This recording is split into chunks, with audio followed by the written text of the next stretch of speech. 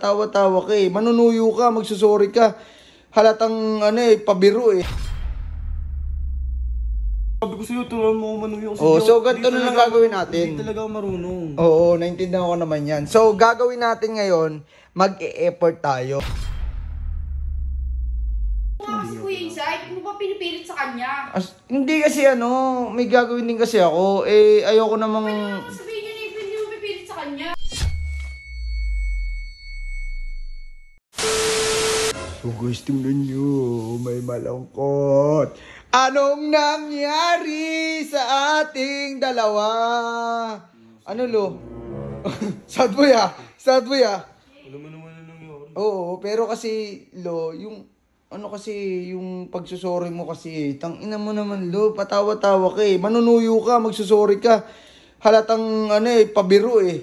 Sincere ayun, lalong na bad trip. Hindi ko siya marunong manuyo sa'y. Oh, sige, tuturuan kita.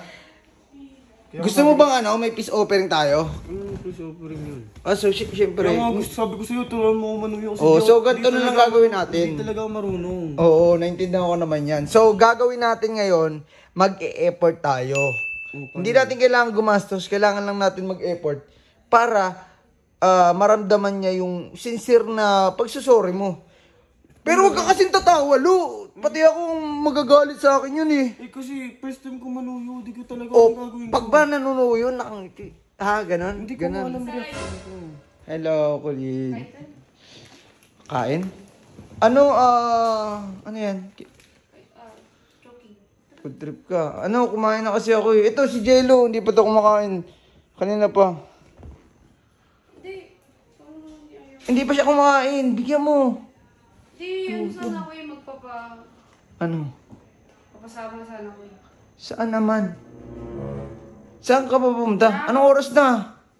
Nakaka-bad trip kasi. Ba't ka na ba bad trip? Teka lang muna, lumapit ka nga dito. Ba't ang layo mo kasi? Grabe yung distansya mo. Tingnan mo. Teka lang muna ko yung say. Lumapit ka muna, teka lang muna. Lumapit ka kasi nakikipag-usap ka sa akin, tas parang ang layo mo. Oo, doon naman tayo sa taas para mapag-usap na ayos. Hindi, iniwas mo ba ako? Di ba ikaw eh? Parang, hindi, aalis ka ba? Ba't ano bang meron? Ayaw mo ba? Ayaw mo ba? Hindi kasi kumain na ako. Ito nga yung tinatanong ko si Jello, hindi pa kasi kumain. Hindi mo siya tinatanong eh. Okay. Pero teka lang muna, saan ka ba pupunta? Bad trip eh. So, uuwi ka ba? Uuwi ka? Okay na sana hatid mo ako eh. Eto si Jello. Lu. Ikaw nga si Kuya Isay, mo ba pinipilit sa kanya? Hindi kasi may gagawin din kasi ako. Ayoko namang... Pwede naman sabihin niya na hindi mo pipilit sa kanya.